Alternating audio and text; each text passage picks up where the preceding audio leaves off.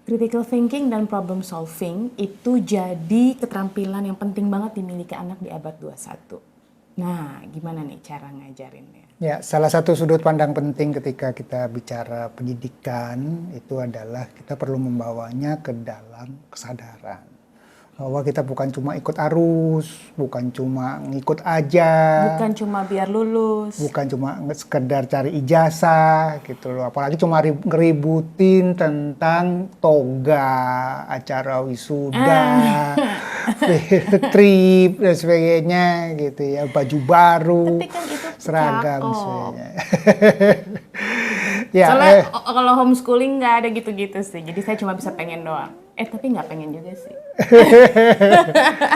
ya, kalau kita bicara pendidikan, pendidikan itu kan sebenarnya bekal ya, bekal untuk hidup anak-anak. Dan yang selama ini kita kenal ya, udah masukin anak di sistem, di sekolah, dan kemudian ya ikuti aja alurnya gitu kan. Itu yang kemudian kadang-kadang membuat proses-proses pendidikan menjadi sangat-sangat disederhanakan. Ya, yang kemudian udah gimana caranya ngerjain tugas, ngerjain PR, menyelesaikan hal-hal yang ada di depan mata, ya. Dan kemudian anak-anak tidak merasakan, tidak menyadari apa sih yang sebetulnya sedang dia lakukan, sedang dia pelajari dan seberapa penting. Demikian pula orang tua, gitu ya. Kadang-kadang terus kemudian ya karena cuma ngikut aja jadwal, ngikut arus dan sebagainya. Akhirnya jadi tidak apa ya terhubung dengan apa yang sebenarnya sedang dipelajari iya, gitu. Atau kemudian apa yang dipelajari ini berdampak nggak sih di dalam kehidupan secara real gitu ya, bukan hanya di tahapan pengetahuan gitu kan. Iya, kadang-kadang cuma disederhanakan supaya dapat sekolah bagus, sekolah apa dari SD mikirnya cuma gimana dapat SMP yang bagus, habis itu dapat SMA yang bagus, dan dapat kuliah di tempat yang bagus. Selalu berorientasi dengan tempat, dengan label ya, dengan lembaga, tanpa berusaha masuk pada hal-hal yang lebih substantif. Itu yang kemudian menantang menjadi kesadaran bagi orang tua. Mungkin bukannya nggak mau Mas Aar, mungkin tidak menyadari bahwa kita sebenarnya bisa Iya.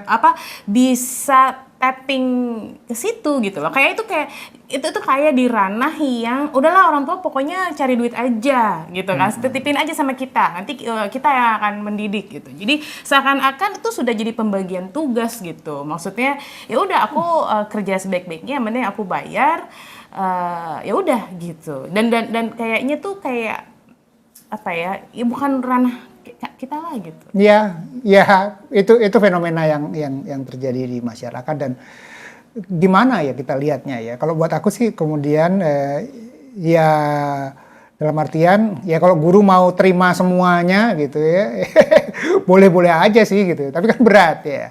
Kalau ingin melibatkan orang tua gimana caranya? Atau kemudian kalau orang tua ingin berkontribusi gimana? Apa yang bisa dilakukan oleh orang tua? Karena kalau cuma masrahin anak ke sekolah, ke sistem, ya kita kan dengan segala keterbatasan sistem, ya baik. Ya kalau pas sistemnya bagus, ya kan. Kalau kita pas dapat atau kita menitipkan anak ke sebuah lembaga pendidikan yang ya kebetulan sistemnya bagus, maka ya ini gitu ya. Ya sebagus-bagusnya tetap saja sebenarnya kalau kita bicara pendidikan kan ada aspek pengasuhan. Ya, ada aspek pengajaran yang bisa kita delegasikan, ya diajari oleh guru dan sebagainya. Ada juga faktor-faktor aspek yang terkait dengan pengasuhan, hubungan antara kita sebagai orang tua bersama dengan anak, dan sebenarnya banyak sekali hal yang bisa kita lakukan bersama anak-anak. Ya, dan itu yang kemudian menjadi tantangan kalau homeschooling gitu ya. Ini harus dimanfaatin bener nih gitu ya. Dan sementara kalau untuk orang tua yang anaknya sekolah, ini peluang gitu ya. Kalau kita ingin membimbing anak-anak kita agar kemudian lebih siap dalam menghadapi dunia ini. Oke, jadi kita sebagai orang tua apa nih yang bisa kita lakukan? Mau anaknya sekolah ataupun homeschooling ya. Jadi kita nih ngomongin sebuah hal yang lebih general gitu. Yang menantang itu kan gini sebenarnya. Di dalam proses kita bicara tentang pendidikan itu kan harus nempel sama konteks. Konteks itu berarti kehidupan dunia.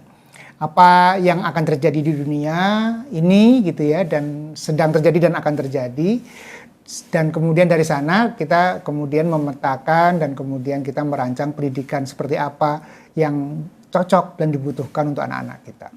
Jadi pendidikan bukan hanya sekedar apa yang sudah terjadi dari abad 20 atau kemudian sekian puluh tahun yang lalu terus kemudian diterusin aja gitu ya. Ya itu bukan seperti itu, karena ada konteks kehidupan, konteks sosial.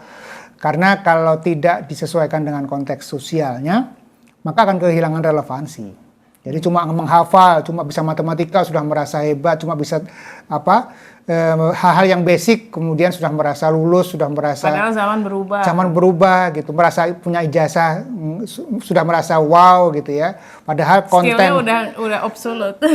skillnya sudah obsolete, materi yang dipelajari biasa-biasa saja, ya tidak terhubung dengan dunia yang nyata dan sebagainya. Itu kan sebuah kondisi yang tidak kita harapkan pada anak-anak. Jadi kalau kita mengacu pada salah satu framework gitu ya, kerangka kerja World Economic Forum gitu ya, tentang apa sih keterampilan-keterampilan penting abad 21, itu ada sebuah kerangka yang membagi menjadi 3 hal. Satu adalah basic keterampilan yang terkait dengan literasi dasar. Ya, itu ada 6 skill, 6 keterampilan. Kemudian ada berkaitan dengan kompetensi, kemudian yang ketiga berkaitan dengan kualitas karakter. Gitu ya. Nah, semuanya itu ada 16 skill, ya, antara lain literasi. Ya, literasi itu bukan cuma sekedar bisa baca, tetapi membaca, memahami, gitu ya. Kemudian bisa menghubungkan antara yang dibaca dengan pengetahuan yang dimiliki sebelumnya, dengan pengalaman, dengan referensi yang lain, bisa menilai kualitas yang dibaca, informasinya, dan sebagainya. Kemudian yang kedua adalah numerasi. Numerasi ini adalah kemampuan untuk mengambil keputusan berbasis pada logika, ya, kuantitatif, berpikir kuantitatif, matematis, menggunakan kemampuan-kemampuan atau prinsip-prinsip matematika di dalam keseharian, ya, di dalam pengambilan keputusan dan sebagainya. Jadi bukan cuma sekedar menghafal perkalian, ya, bukan cuma sekedar bisa mengerjakan soal lulus saja, tapi ada yang lebih substansi. Ya, ada scientific literacy gitu ya, bukan hanya menghafal fakta-fakta tentang sains, tapi cara berpikirnya. Ya, kemudian ICT literacy gitu ya, information communication teknologi ya, itunya yang teknologi informasi ya, yang menjadi tempat hidup kita gitu. Kemudian literasi keuangan, kemudian literasi tentang budaya dan civic kenegaraan. Ya. Kemudian di kompetensi itu ada 4 skill. Ada critical thinking, ya, problem solving, kemudian kreativitas, communication, serta collaboration. Ya. Dan yang berkaitan dengan pendidikan karakter ada 6, ya.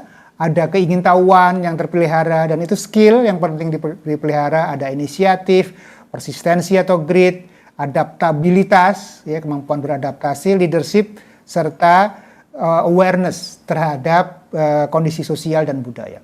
Nah, itu ada 16 skill yang penting untuk menurut World Economic Forum yang penting untuk menjadi bagian dari kapasitas anak-anak kita. Ya, lalu apa sih sebenarnya yang disebut dengan critical thinking dan problem solving, yang merupakan salah satu aspek kompetensi yang perlu dikuasai oleh anak-anak kita. Jadi kalau critical thinking itu adalah kemampuan berpikir kritis, ya, bukan hanya asal kritis, tapi ada skill-skill lain yang penting dikuasai anak, seperti kemampuan mengamati, ya, kemudian mengamati, terus kemudian mengidentifikasi aspek-aspek dari sebuah hal yang diamati, kemudian menganalisis, membandingkan, gitu ya, kemudian mengambil kesimpulan atau inferensi, serta mengkomunikasikan, ya, berkomunikasi baik bertanya, menggali, maupun kemudian mengkomunikasikan hasil analisis maupun hasil kesimpulan. Itu aspek-aspek keterampilan terkait dengan critical thinking. Sementara kalau kita bicara problem solving, itu berarti apa? Kemampuan, keterampilan mendefinisikan masalah, kemudian memahami konteks masalah. Karena kalau masalah beda konteks bisa analisisnya beda dan kemudian keputusannya berbeda. Kemudian mengenali alternatif solusi, kemudian memahami constraint atau batasan. Oh, solusi ini bisa, tapi nggak kena semua. Ada kondisi yang ini nggak cocok dan sebagainya. Itu kan berarti perlu mengenali apa sih constraint, atau batasan dari penyelesaian untuk masalah itu, serta ya kemampuan mengambil keputusan. Jadi itu aspek-aspek yang penting ya di dalam kehidupan, yang penting menjadi skill anak-anak. Jadi bukan hanya, sekali lagi, bukan hanya tambah wawasan, tambah pengetahuan, tetapi skill-skill semacam ini penting dikuasai anak-anak. Dan kita sebagai orang tua bisa, keluarga sangat bisa berkontribusi dalam konteks membangun keterampilan berpikir kritis dan problem solving. Critical thinking, problem solving itu sebuah keterampilan yang umum ya, yang kemudian ada konteksnya, ada bukan teori ya, bukan sekedar wawasan saja, tetapi menjadi sebuah hal yang dekat dengan kehidupan kesehariannya. Dan orang tua sangat bisa berkontribusi karena ya banyak sekali hal-hal yang tersedia dalam keseharian kita. Nah, stimulus dari usia dini misalnya. Jadi kalau misalkan di usia dini, salah satu pondasinya adalah komunikasi. Komunikasi itu apa? Komunikasi itu berarti kemampuan anak untuk memahami bahasa, untuk berinteraksi menggunakan orang lain menggunakan bahasa.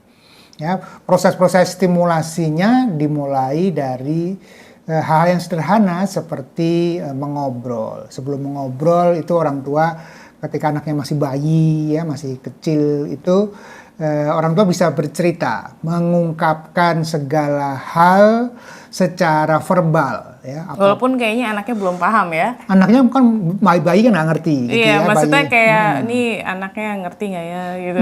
Nggak apa-apa, ngomong aja, cerita aja apa yang dilihat, apa yang dirasakan, apa yang dipikirkan, apa yang didengar gitu ya, dideskripsikan secara jelas, secara verbal ya, artinya diucapkan. Misalnya gitu, ini lagi makan, tunjukin makanannya, kalau lagi makan nasinya dilembutkan, ada wortel dan sebagainya, warnanya ini, itu dan sebagainya.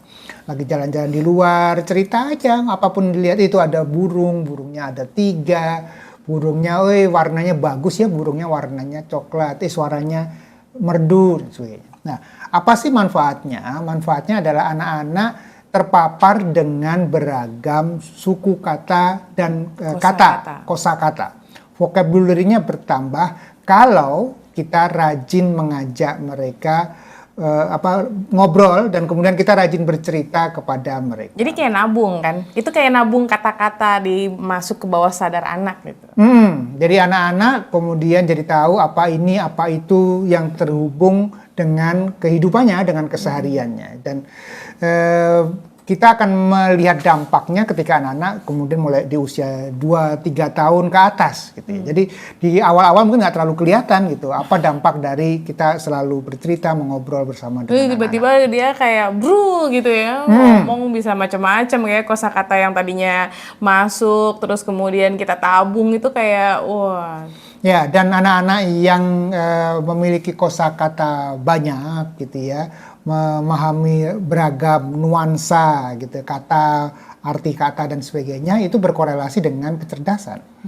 Ya, kecerdasan berbahasa, kecerdasan logika, karena dia memahami kata-kata yang sering dia dengar dari apa yang diungkapkan oleh ibunya maupun bapaknya, yang dia dengar dari sekelilingnya, bacain buku dan sebagainya. Nah, ketika anak-anak semakin besar, prosesnya jadi 2 arah ya.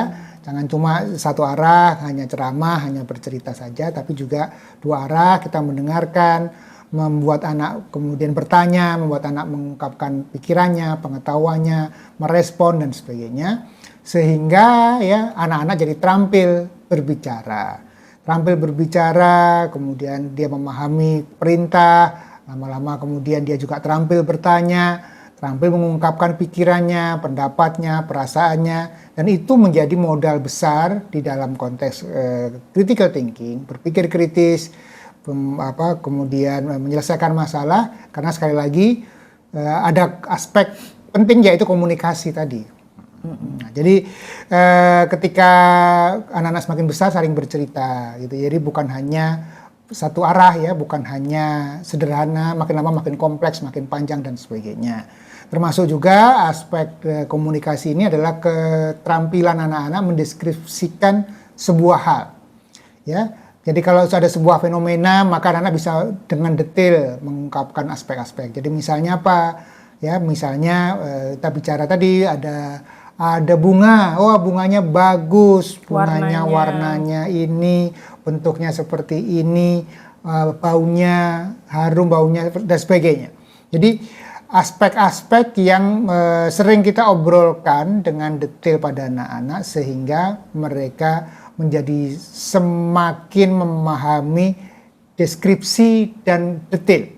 Jadi ketika baca buku atau kemudian habis nonton sebuah film gitu, kita obrolkan ya, siapa tokohnya bertemu dengan siapa, jalan ceritanya, peristiwanya di mana dan sebagainya. Ya, itu adalah bagian yang sering kita obrolkan bersama dengan anak-anak. Nah, poin penting di aspek ketika kita mengobrol bersama anak-anak, mendeskripsikan ini adalah jangan ngetes. Ini bukan ujian. Jadi Anda bukan cuma bertanya, terus kemudian anakku belum bisa, anakku nggak ngerti dan sebagainya. Ya dikasih contoh. Ya dikasih contoh karena ini bagian dari proses bersama-sama. Ya kamu suka yang mana? Dari cerita tadi, tokohnya mana yang kamu sukai? Oh, aku suka yang ini. Kalau bunda sukanya yang ini karena begini-begini dan sebagainya. Jadi problem yang sering terjadi adalah orang tua itu sukanya ngetes. Sukanya hanya bertanya. Hanya bertanya, tidak memberikan contoh, tidak memberikan guidance, tidak melakukan juga kemampuan itu, mendeskripsikan itu, terus kemudian berharap pada anak. Nah, itu yang kemudian memang sering bermasalah dan pasti bermasalah gitu. Ya termasuk kemudian dalam kegiatan anak usia dini, critical thinking, problem solving ini berkaitan dengan kemandirian. Ya bisa jalan, pasti ada masa-masa jatuh dan sebagainya.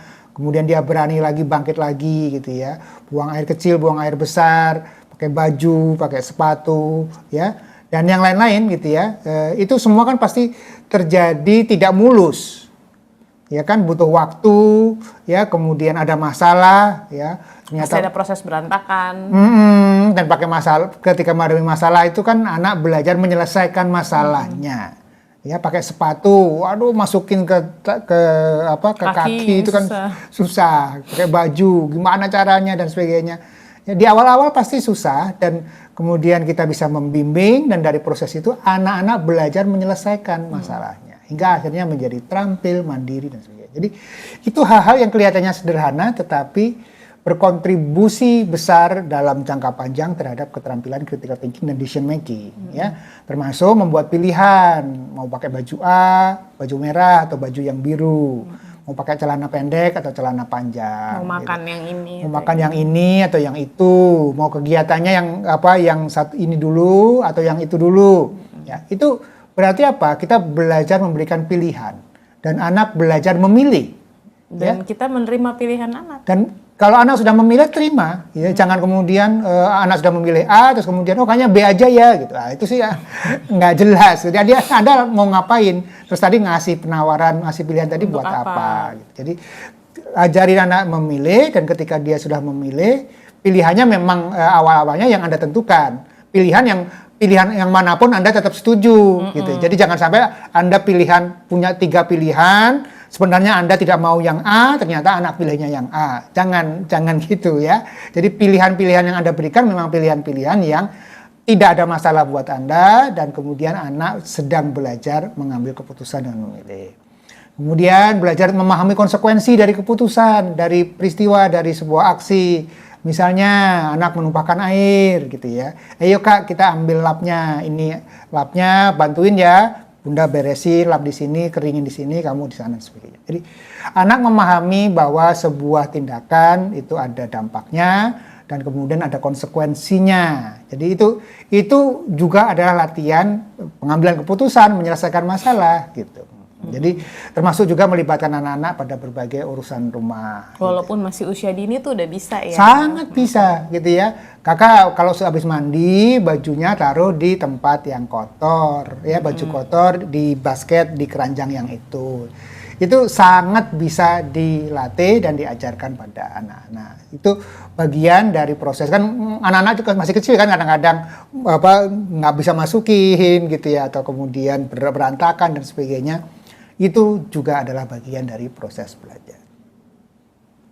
Mungkin ada di antara teman-teman yang mikir, kok gimana sih critical thinking kok jadi pekerjaan rumah gitu. Critical thinking kok jadi ngepel gitu atau apa ya, maksudnya ini di mana proses belajarnya gitu. Ya memang kalau usia dini memang pondasinya itu ya Iya. Mas Arya. Jadi kalau kita bicara proses, ada anak-anak usia dini. Dan anak usia dini kan memang dari sisi kemampuan logikanya masih terbatas, pengetahuannya masih sedikit, sehingga proses-proses yang dia lakukan itu bermula dari hal-hal sederhana yang mereka alami. Ya, jadi kemandirian, pengambilan keputusan dan sebagainya. Nah, ketika anak-anak sudah semakin besar, sudah bisa membaca, sudah bisa logikanya sudah semakin jelas dan sebagainya. Nah, di situ baru mulai masuk hal yang lebih kompleks. Misalnya, gitu ya, pengambilan keputusan dan critical thinking itu bisa diasah dengan main. Ya, anak-anak bermain dengan teman-temannya itu pasti ada masalah. Dan kita jangan masuk kalau bisa. Jangan masuk, biarkan anak-anak belajar untuk menyelesaikan masalah. Mulai dari berbagi mainan, kita mau main apa. Anak-anak itu kan bernegosiasi dan kemudian berdiskusi di antara mereka. Terus kemudian ada aturan main ketika mereka sedang bermain bersama dan sebagainya. Maka di sana pasti terjadi masalah, ada problem suka tidak suka, masalah style yang berbeda dan sebagainya. Itu juga menjadi pintu besar anak-anak belajar critical thinking dan problem solving, menyelesaikan masalahnya sendiri, gitu ya, termasuk menyelesaikan masalah-masalah dalam konteks tanggung jawab, tugasnya, kalau ada anak-anak sekolah ada PR, ada tugas dan sebagainya, jangan dibantuin, ya, dengan alasan kasihan anaknya udah kecapean, gitu, ya itu bagian dari konsekuensi gitu ya.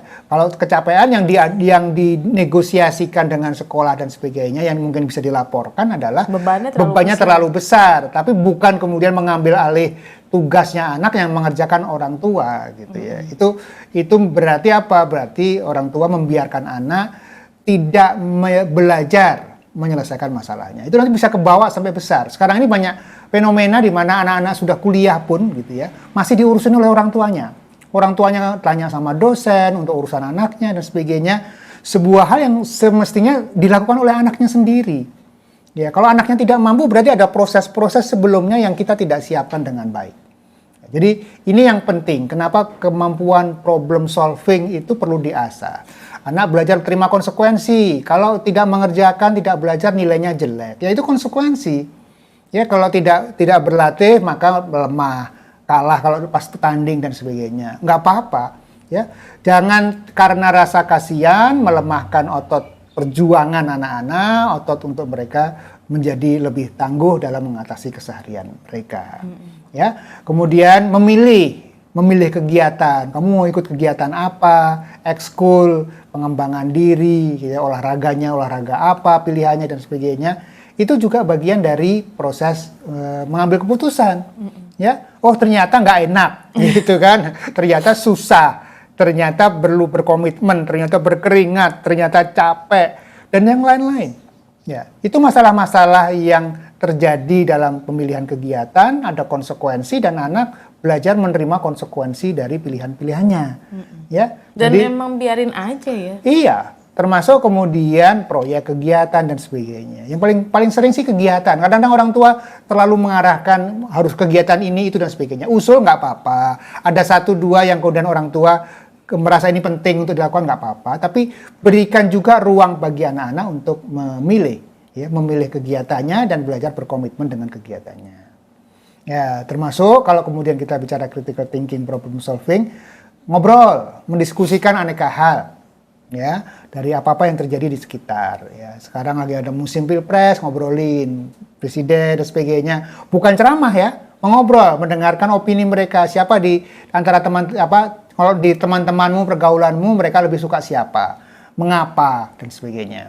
Gimana mereka melihat pilpres, gimana mereka melihat partai dan sebagainya. Atau kemudian ada fenomena perang. Gimana menurut kamu? gitu ya. Siapa yang diuntungkan dari peperangan itu? Siapa yang dirugikan dan Yang penting juga adalah ketika diskusi bebas seperti ini, kita pun harus bisa membuka diri ya dengan opini-opini anak, apalagi semakin anak besar gitu ya. Karena ini sangat berpengaruh dengan kemampuan critical thinking mereka. Kalau kita terlalu sering motong atau kita tidak sepakat, andai kata pun kita tidak sepakat gitu ya, kita pun perlu belajar mengolah respon kita terhadap apa-apa yang menjadi sudut pandang anak gitu. Jadi ini bukan menceramahi anak, tapi banyak sekali hal di luar sana yang tidak bisa dilihat dengan hitam dan putih, dan penting bagi anak-anak kita untuk berlatih berlogika. Ya, jadi tidak harus mengikuti apa yang benar menurut kita. Ya ini tantangan bagi orang tua. Betul. Gitu ya. Karena kadang-kadang orang tua semakin besar anak ini semakin menantang. Kadang-kadang orang tua ingin anaknya pilihannya sama dengan dia, pilihan tapi apapun pengen gitu. Anaknya punya critical thinking. Nah, karena konsekuensi dari kita memiliki anak yang memiliki critical thinking tinggi itu adalah kemungkinan besar dia akan mencari alternatif dari apa yang dianggap benar atau baik oleh orang tuanya gitu. Dan dia akan mempertanyakan banyak hal. Itu salah satu konsekuensi yang kita sebagai orang tua juga harus mau terima gitu. Kalau kita mau punya anak yang kritis, agak sulit untuk kemudian dia menjadi nurut untuk semua hal yang kita inginkan. Kita harus siap untuk kemudian punya anak yang bertanya, kenapa Bapak milih itu? Kenapa Ibu begitu? Dan itu konsekuensi juga. Jadi kita memang tidak bisa punya semuanya. Kita pengen punya anak yang nurut gitu ya, tapi sekaligus kritis, sekaligus mampu mengambil keputusan yang baik untuk hidupnya. Karena biasanya enggak. Biasanya anak-anak yang nurut aja itu tidak terlalu pandai untuk mengambil keputusan yang baik buat dirinya. Dia akan nurut, mungkin abis nurut sama kita, dia akan nurut sama orang lain lagi. Dia akan nurut kepada siapapun yang lebih tinggi atau bisa menekan dia. Jadi sebenarnya kemampuan kita memberikan anak tadi kemampuan critical thinking itu adalah kemampuan dia untuk bisa bertahan, mempertahankan dirinya dari kondisi kalau kita sampai nggak ada gitu. Dia bisa bertahan. Nah permasalahannya orang yang pertama kali pasti merasakan dampak dari kemampuan berpikir kritis itu adalah orang tua. Dan di sini penting sekali buat kita untuk mampu menahan komentar dari pemikiran kritis anak. Ya, mengolah hati gitu ya, terbuka, demokrasi. Jadi yang sedang kita ajarkan adalah cara berpikir. Ya, dan itu kemudian ya dengan segala konsekuensinya. Pertanyaannya kan kita mau anak kita survive enggak? Gitu ya. Kalau anak yang survive, yang kemudian dia manapun gitu ya, kalau dia bisa terampil mempertahankan logikanya, alasannya, ya pertimbangannya dan sebagainya, ketika bersama kita berdiskusi dia bisa, di luar sana pun dia bisa. Jadi bukan hanya anak yang nurut, tapi karena sekali lagi yang suka nurut dan pasif, kalau nurut sama kita, di luar sana nanti nurut sama temennya, nurut sama kepala geng, nurut sama atasan yang neken dan sebagainya, yang akhirnya dia sendiri tidak bisa berpikir kritis, tidak bisa berdiri atas keputusan dan pilihan-pilihan yang dia buat. Oke, jadi itu proses-prosesnya. Masih banyak lagi yang lainnya, tapi intinya sekali lagi kita perlu memberikan ruang pada anak-anak kita untuk punya pengalaman sendiri. Pengalaman menganalisa, pengalaman berorganisasi, pengalaman mengambil keputusan terkait dengan hidupnya, bukan hanya menjalani hal-hal yang dianggap baik yang kita perintahkan kepada mereka. Dan kita pun menyiapkan hati, menyiapkan diri untuk menerima anak yang kritis. Karena sekali lagi anak yang kritis itu tidak hanya kritis di luar, tapi juga pasti kritis di dalam.